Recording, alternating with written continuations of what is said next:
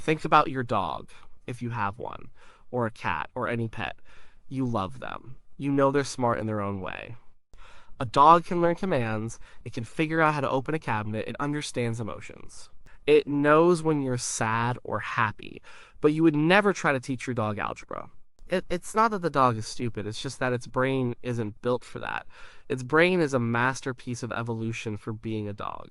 For smelling things 1,000 times better than we can, for hearing frequencies we can't.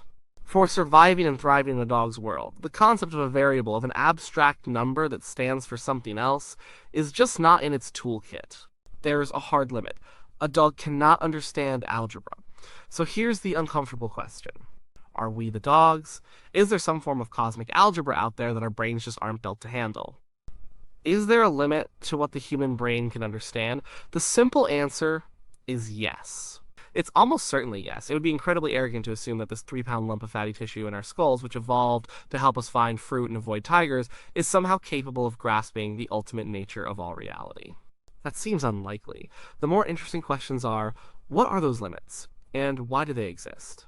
And can we do anything to get around them? Let's start with the hardware, the brain itself. It's a biological machine, it's not magic. It's made of cells, neurons, and glia. It runs on electricity and a cocktail of chemicals, and like any machine, it has specs. It has limitations. You have about 86 billion neurons. It's a huge number, but it's not an infinite number. Each neuron connects to thousands of others, creating a network of staggering complexity. But it's still a finite network. The signals in your brain travel at a certain speed. It's fast, but it's not the speed of light. It takes time for a signal to get from your eye to the visual processing center in the back of your head. It takes time to make a decision. Your brain also has an energy budget. It consumes about 20% of your body's calories, even though it's only 2% of your body weight. It's a hungry organ. It can't just spin away on infinite calculations. It has to be efficient. And evolution loves efficiency. This is a key point. Our brains are the product of millions of years of evolution. And evolution doesn't have a grand plan to create beings that understand the cosmos. Our evolution is a local tinkerer. It solves immediate problems. How do I find food? How do I not become food? How do I find a mate? How do I work with my tribe to survive? Our intelligence is tailored to solving these kinds of problems. Our minds are good at creating mental maps of our environment. We are brilliant at understanding other people's intentions. This is probably our superpower. We can guess what others are thinking and feeling, which allows for incredible cooperation. We are good at creating tools by seeing cause and effect. If I hit this rock with another rock, it will chip, and I can make a sharp edge. But the universe doesn't really care about these things. The rules that govern a star or a quark don't have anything to do with social dynamics on the African savanna. And that's our first big hurdle. Our brains are shaped for a very specific environment. A world of medium-sized objects moving at medium speeds. A world where things are in one place at a time. A world where cause and effect are usually simple and direct. This is the world our intuition was built for. Intuition is our brain's fast processing mode. It's the gut feeling. It's based on a lifetime of experience living in this specific kind of world. It's what tells you how to catch a ball. You don't solve physics equations in your head. You just know. You feel it. But what happens when we leave this world? What happens when we look at the very, very small? Or the very, very big? Or the very, very fast? Our intuition breaks down completely. It becomes worse than useless. It actively misleads us. This is the story of modern physics. Take quantum mechanics, the science of the super small. It's famous for being weird. And it's weird because it violates every single one of our intuitions. An electron can be in multiple places at once. It's not in place A or place B. It's in a sort of smeared out cloud of probability. It's only when you look for it that it chooses a location. And two particles can be linked or entangled across vast distances. If you measure one, the other instantly changes its state faster than the speed of light. None of this makes any sense to our savannah-bred brains. It sounds like nonsense. Richard Feynman, one of the greatest physicists of the 20th century, famously said, "I think I can safely say that nobody understands quantum mechanics." He didn't mean that we can't use it. We obviously can. The computer or phone you're using right now works because of our knowledge of quantum mechanics. We have the math, The equations of quantum mechanics are incredibly precise. They make predictions that have been verified to an astonishing degree of accuracy. We can predict the behavior of these systems. We can build technology with them. But can we understand it? Can we get that gut feeling for it? Can you form a mental picture of what it means for an electron to be in a superposition of states? You can try. People talk about spinning coins or fuzzy clouds, but these are all analogies. They are metaphors borrowed from our medium-sized world, and they are all wrong. They all break down if you push them too far. The truth is, we have no intuition for the quantum world. We can only describe it with abstract mathematics. We can follow the rules of the math, and the math leads us to the right answer. But the why behind it, the intuitive grasp of it, seems to be beyond us. Our brains are simply not wired for it. This might be a hard limit, a place where our hardware, our cognitive architecture, just hits a wall. We are dogs trying to understand algebra. We can learn the rules, we can get the right answer, but we don't get the essence of it. The same is true for the very big. Einstein's theory of relativity tells us that space and time are not separate things. They are woven together into a single fabric called space-time, and this fabric can be bent and warped by gravity.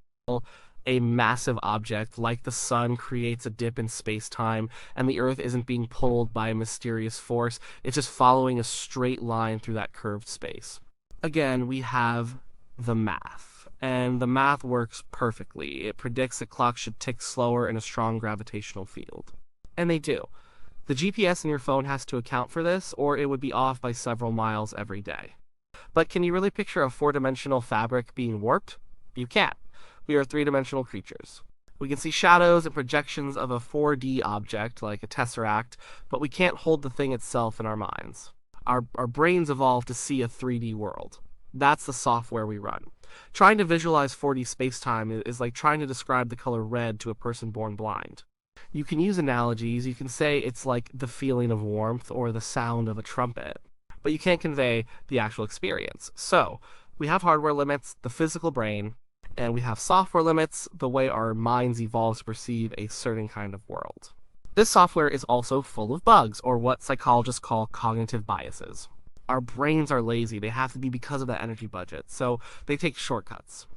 We tend to see patterns even when there are none. We are quick to jump to conclusions based on limited information.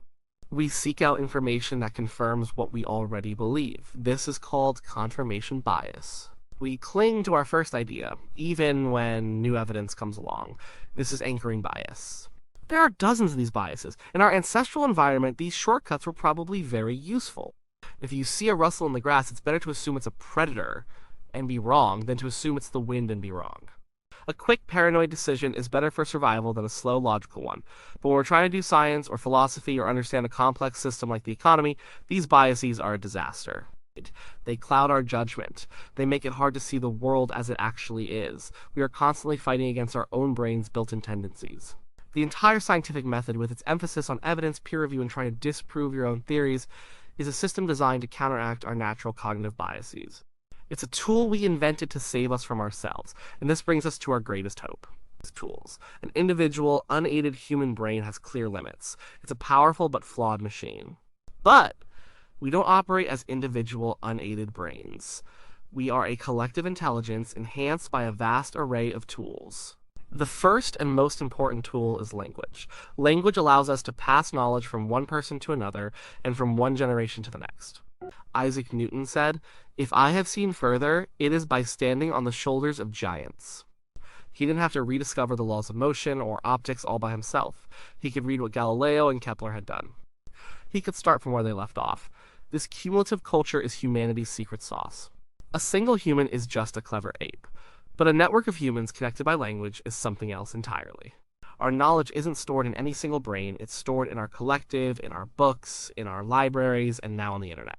This allows us to tackle problems that are far too complex for any one person to solve. A project like the Large Hadron Collider involves thousands of scientists from all over the world, each an expert in a tiny piece of the puzzle. The second great tool is mathematics. We've already talked about how math lets us describe things that we can't intuit, like quantum mechanics or relativity.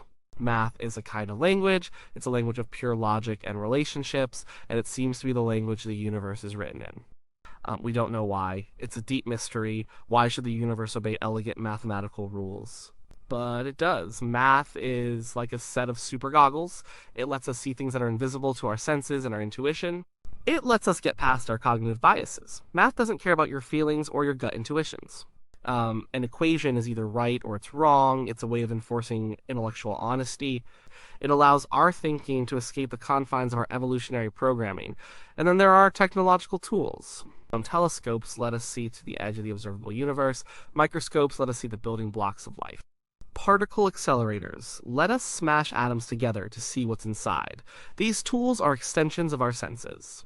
They feed our brains information from realms we could never otherwise access. We couldn't even have begun to ask questions about galaxies or bacteria without them.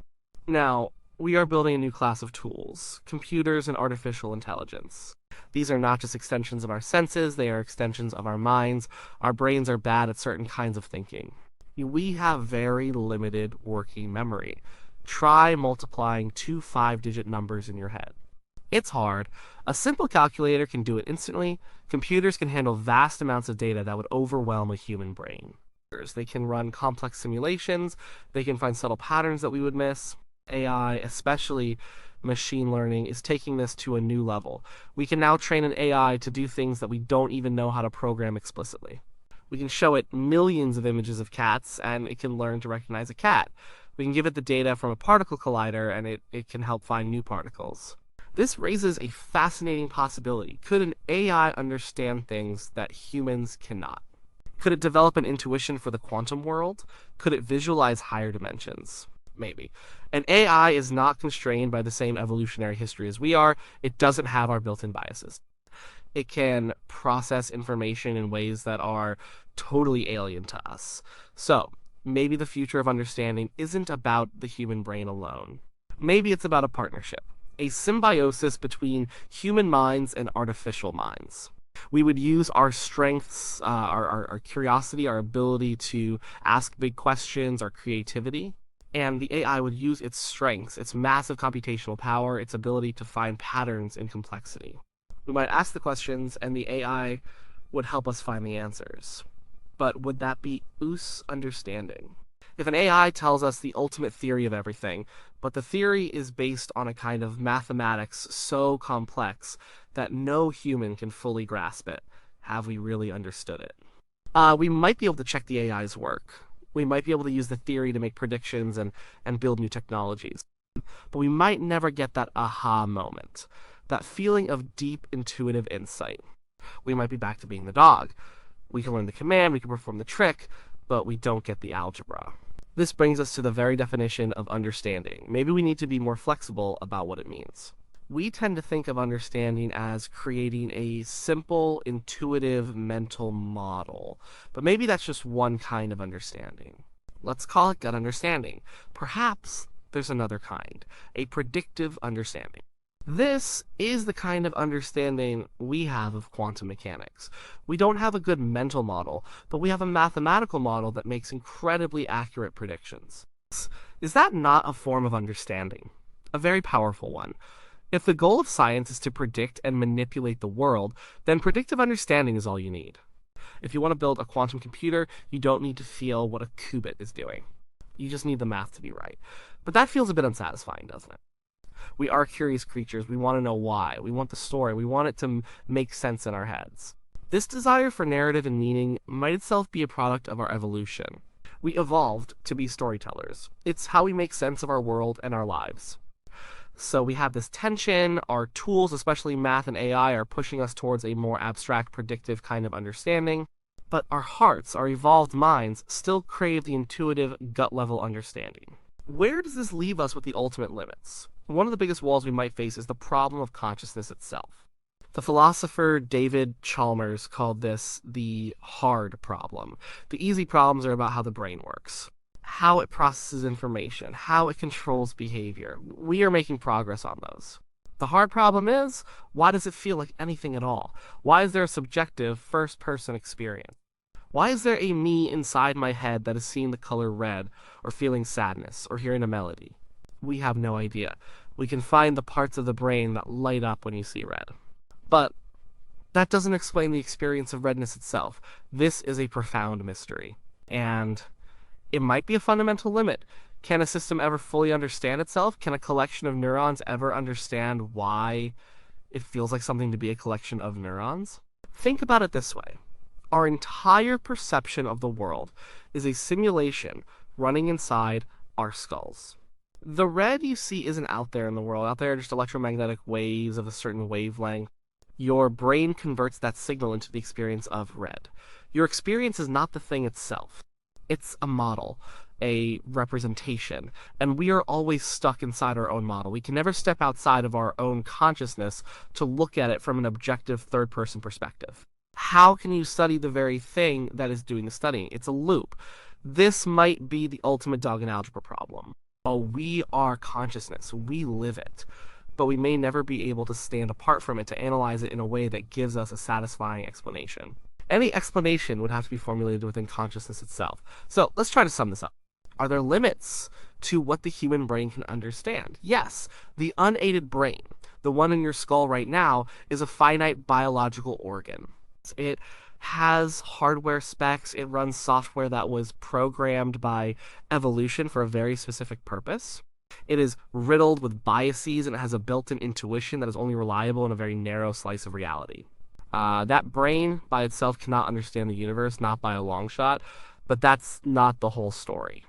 We are not just unaided brains, we are a collective intelligence. We have tools that extend our minds. The language lets us build knowledge over generations. Mathematics lets us see beyond our intuition.